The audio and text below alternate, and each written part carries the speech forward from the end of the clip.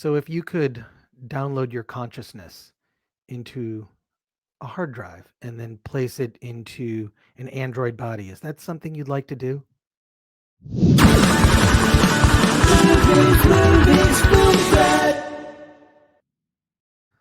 Welcome to the Film Threat Podcast. I am Chris Gore. I am pleased today to bring on the writer-director of the film Archive. Gavin Rothery is joining us all the way from London. Gavin, thank you for being on the Film Threat Podcast today. Hello. Yeah, happy to be here. Well, happy to have you. I'm really excited about this. I'm a huge fan of independently made sci-fi movies.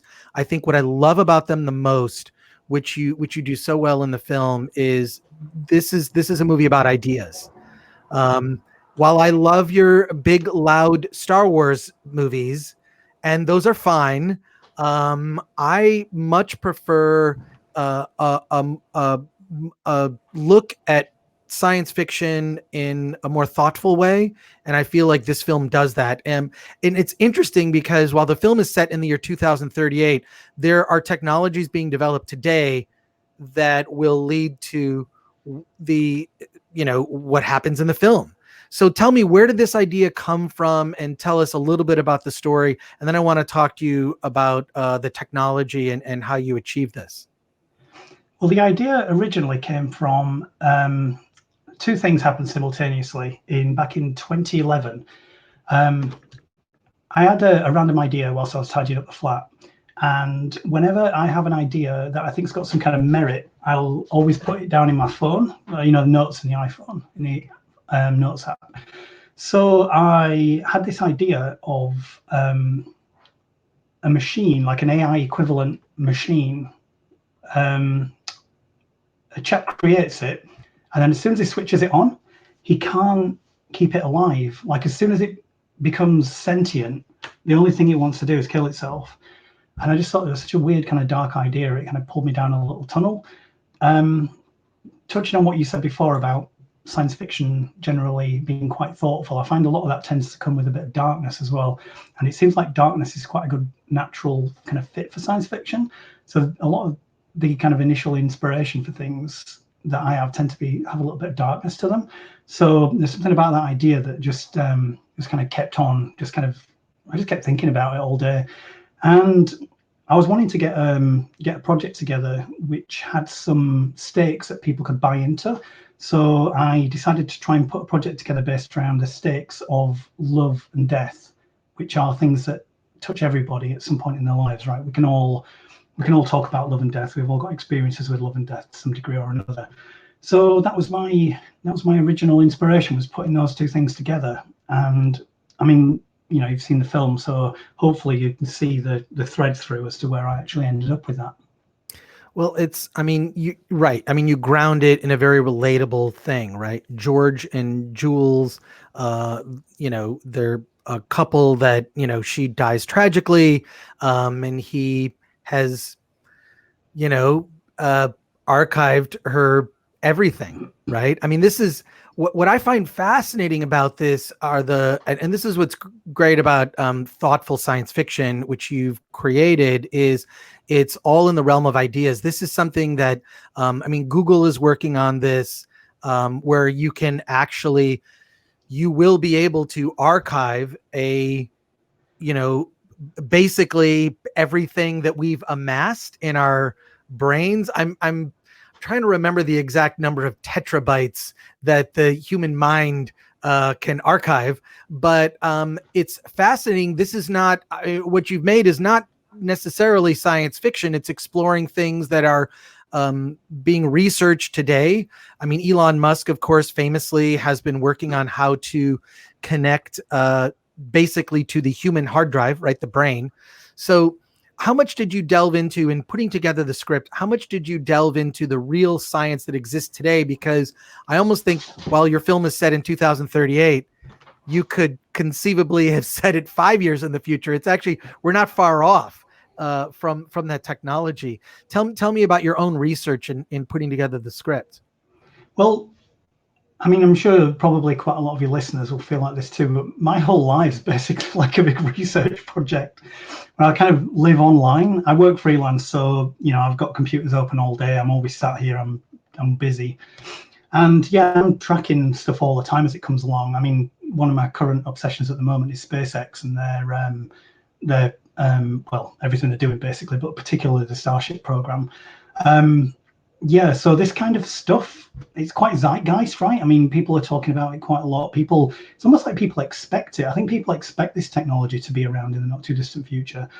So there wasn't any one specific thing that I hooked onto, other than I was always inspired by one of my old bosses was a chap called Demis Hassabis, who I worked with him back in the late 90s at his game studio called Elixir Studios.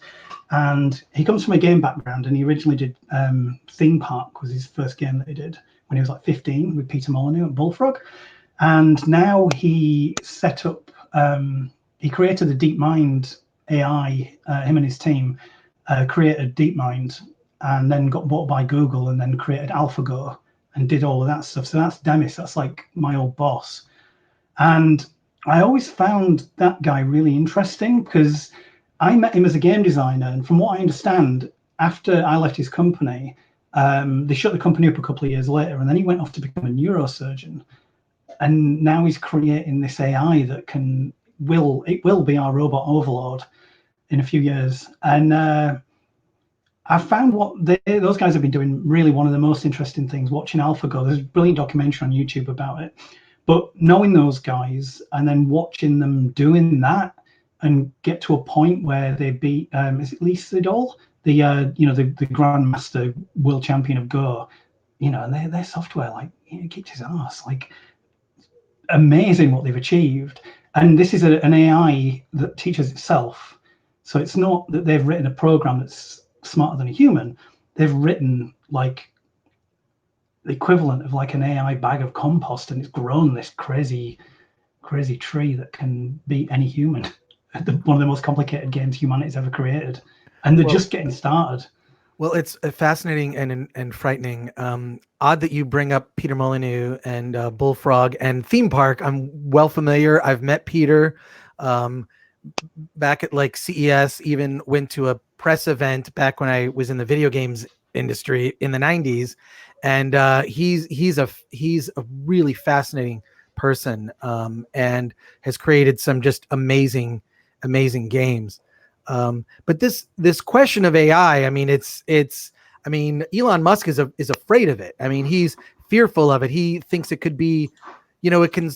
This is what I think is the double-edged sword about all technology is, it's going to solve all these amazing problems for us, and it's going to create some horrific unintended consequences. I think social media might be the best example of, created for good to connect us, and it's had these these unintended results that have contributed to some fairly negative things. So the software won't do it. The people using the software will do it. That's exactly right. The software will be completely benign, but then people will start messing with it. I mean, yeah, you're completely right. I totally agree with you. I mean, this is one of the things, like looping into Archive, one of the things that I was really wanting to get into in the story was the robots themselves not realizing what exactly was going on. And it's the same kind of thing. It's about technology being used in ways that you might not be very happy with. I think one of the things that I was really proud about with the writing was the arc of the J2 character, because she's really the biggest example of this, and like what she has to go through and how her situation is not what she thought it was, and it's not her ideal, and the way she gets kind of backed into a corner by it. And it's all by design of the guy that built her, the guy that actually created all of that. And then that loops through into J3 as well, like when we get into the finale of the film and she realizes what's happening. So yeah, I mean, it's just inevitable, right? It's people and technology. Well, I wanted to ask you about the design. The production design for this film is phenomenal. Just I mean, some of the stills from the movie. Oh, is that your dog? Yeah, sorry, Ripley. Shut up. Oh wait, your dog is named Ripley? She is, yeah. Sorry. Oh, that's fantastic. Well, that Yeah. explains the Alien box set on your shelf. Here she is. There you go. Hello. I wanted Sorry, to I'll ask shut you up. about the I wanted to ask you about the production design. It's really phenomenal for, I guess what some would say is a low budget independent sci-fi film. You really just, I mean, the movie has a massive scale. So what went into the production design of J2 and J3, effectively the android incarnation of Jules? What went into that? Because there are some stills and moments from the film that are just, to me, frameable, like really, like, to me, like old school sci-fi that I just love, that I think that I can see the influences on your shelf. But tell me what went into the design of the film, because it really is masterful. Thank you. I really appreciate that. Excuse me. Well, my background's in art, so I was a concept artist, and that got me into VFX, and working with computers is just second nature these days if you're in those kind of fields. So when I was writing the film, I'm also, I've got like my concept art brain firing up and imagining what things look like. And again, like I was saying before about always having like research going, I'm always tracking things and following things. When I'm like writing, I'm always like, if I see something that's got some kind of flavor to it, I'll save it off in a folder. I'll always have like work in progress, like 3D models, like concept models, and I'll open them up every now and again, have a bit of a play with them and take it all a bit further. So lots of slow cooking going on. And so, this is like my first film, so it took 9 years to get this done. So there's a lot of slow cooking. And it just so happened that when you get into that actual pre-production and all the buttons get pressed, it's just the way I kind of generally work. I try and get ahead on things. So whenever you get the full green light and everything's moving forwards, I've always got tons of work done. And so I can, instead of starting cold and going, right, I've got to get some robots. What am I going to do with the robots? I've been designing them for like 3 years, and I've got the design to a place where I'm really happy. So it's just a case of, let's make this into a costume and get it on an actor, and let's get it done. So right now I've got, scripts that I'm hoping to make in the future, and I've got all kinds of stuff that I've worked out. I've got like vehicle designs, I've got all kinds of things like weapons, costumes, stuff that might never see the light of day. But it's like just last night, I couldn't really get to sleep, so I was working on what I hope to be the next film, and I'm designing like police uniforms and stuff. And it's just slow cooking, and it's just what I've always done. So for me, the weird thing is, if people respond to archive well and it works, and I can actually transition into being a proper film director, the weird thing for me is going to be not spending 9 years or something, being able to hire other people to get proper teams together to work on it. Yeah, well, I think you've achieved proper film director. I think you can call yourself that right now. I mean, it's an amazing. First of all, I can't believe it's a first film. I mean, it just seems so fully formed, just in terms of the ideas and in terms of the design, also the performances. You put together an amazing cast. If you want to talk about that for a second, I'd love to hear how you put together just some great. I mean, it's not a huge cast, but really effective in all the roles. Yeah, I mean, Theo James was the anchor to that. I mean, we were fortunate enough to fall into Theo's orbit through talking to his agent about, what was that? It must have been, when was that? 2016, late 2015. And Theo came on board as a producer and stuck around for like 2 years, whilst we got all the other pieces of the puzzle together. And, it turns out Theo was a big fan of Moon, and he wanted to do something like that. So, he took to archive, and it all worked out really well. But Theo was the real linchpin for that. I mean, the guy's an absolute star. There's no way this film would have got made without him.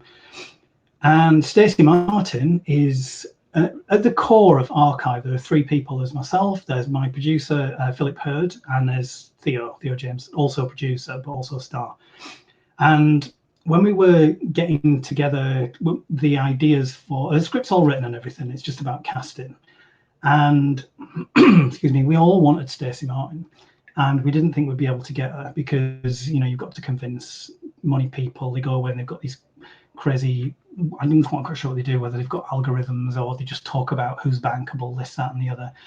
And it took us, we had to basically like fight for Stacey Martin, which we did because we thought she was wonderful. And so Stacey stuck with us and came with it, and yeah, we managed to push enough dominoes over to get Stacey Martin on board. So I just thought the pair of them were great, because Theo's a real trick, because he's like one of these proper, like, he's got a lot going on as Theo. He's a really smart guy. He's like super handsome. He's got a lot going on, that chap.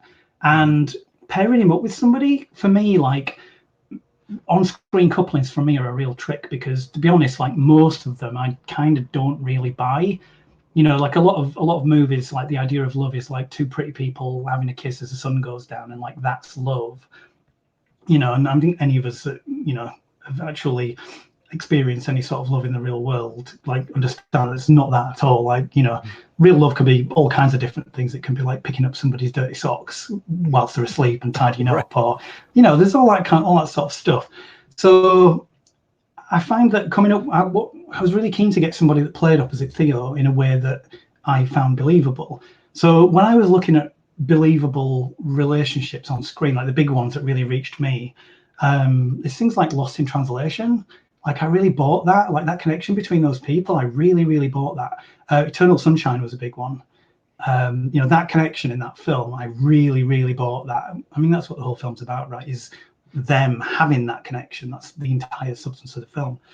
So, I was trying to get. It's tricky when you sort of, coming in as a first-time filmmaker, and you're like, I'm going to try and be like these wonderful films that everybody loves, but that's what I was trying to do. So I don't know if I pulled it off yet, but that was the goal, Well, I do want to ask about the location.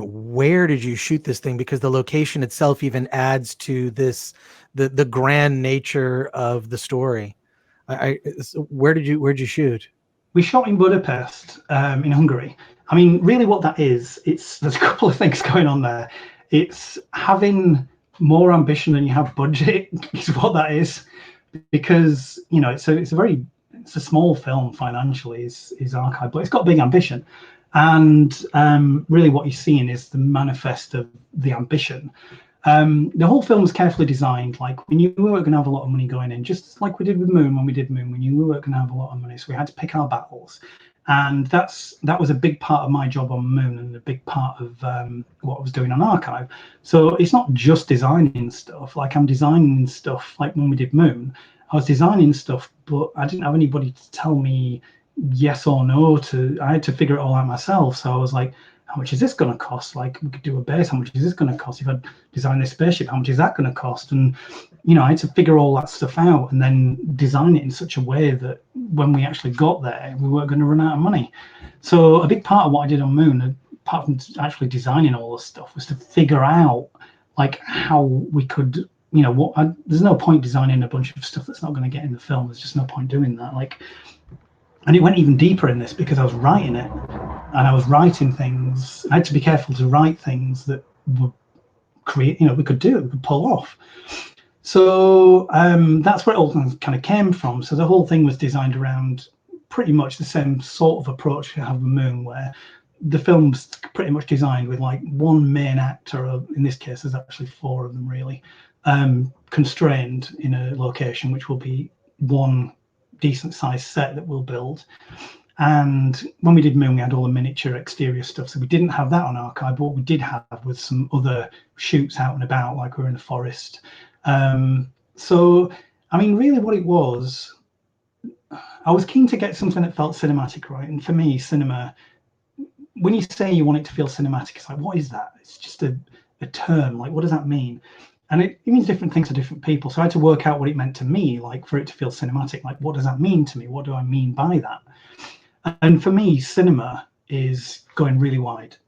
So, we're shooting in a warehouse in Hungary because all the studios are all booked up by Netflix and Amazon, and all block booked on the big shows. So everyone's shooting in warehouses now. So what you do, if you're lucky, you find a warehouse, you black it all out for light, soundproof it as much as you can, and just film around the forklift trucks. And that's what we did. And the whole thing was shot. It wasn't all shot in Budapest. I also took my drone and went up to Norway and spent 3 days shooting in Norway over Manafossen. and that's the waterfall with the house. There's a house is CG'd over the real life waterfall, but pretty much everything else was shot in Hungary. So all the interior stuff, all the house and the robotics labs, all that stuff was shot inside a warehouse in a place called Alsónemedi, which was like an hour outside of Budapest. So we're all staying in Budapest, which was awesome. And then an hour in a minibus every day in the morning, an hour back at night. That'll get you ready for bed. Well, the results are spectacular. I'm curious. Your work on Moon was spectacular, so no surprise that Archive is just as ambitious and fully realized. That what's amazing about the design, it just feels real. Including the design of J2 and J3, the android woman, like the android incarnation of Jules, I guess. Just feels real. That looks like, you could see Apple doing, here's your Apple, your iWoman, I guess, I can get one of those. Yeah.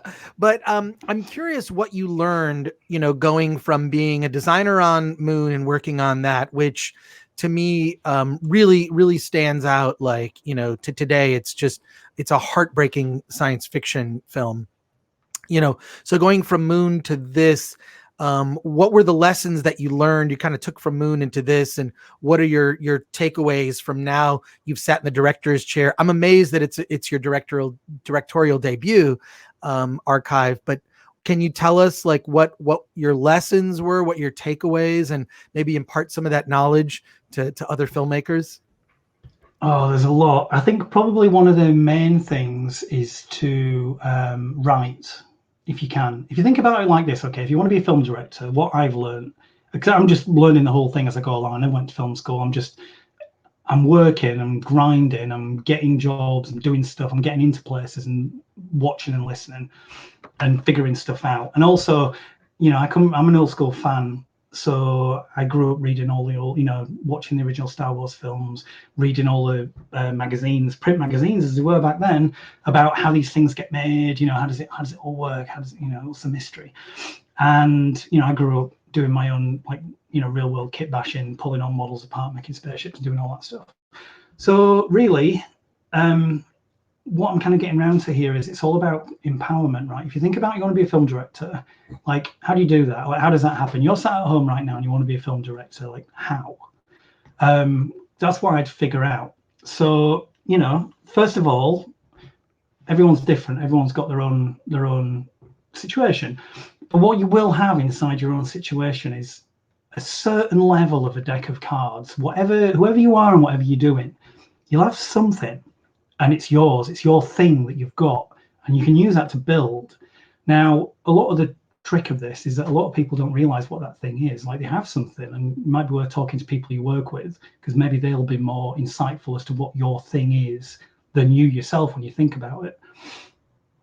But if you've got a thing and you can grind away at it, you can use that to get to work, because what you really need is to get inside people's heads somehow, like however you do it.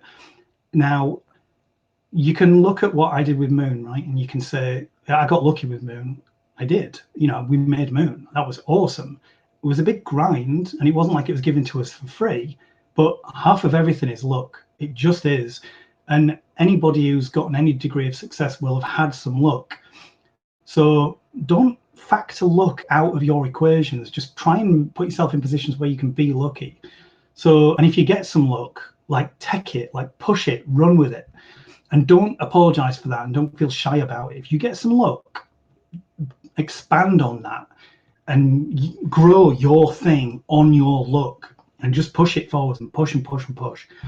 And it'll be tiring, it'll take ages, it's a grind, but it is possible. And that's what you're seeing with Archive. That was me managing to do that. It's grinding. Keep grinding, don't give up. I love that advice, grinding. Gavin Rothery, congratulations again on Archive. Thank you for being on the Film Threat podcast. I want to thank our sponsor, Storyblocks. If you are a filmmaker you want to be sitting where Gavin is now, go to storyblocks.com/film threat. It's tools for filmmakers, stock footage, like drone footage, like you used in your film. If you can't shoot it, you can get it from Storyblocks. So it's a great service for filmmakers and allows us to do this podcast. Gavin, thank you so much for joining us on the Film Threat podcast. I really appreciate it. And Archive is out. I believe it's, correct me if I'm wrong, it's July 10th. Am I right? Yes, that's correct. July 10th. Get it, VOD, see it any way possible. Thank you, Gavin. Again, congratulations. Thank you, Chris. It's been a pleasure. Awesome.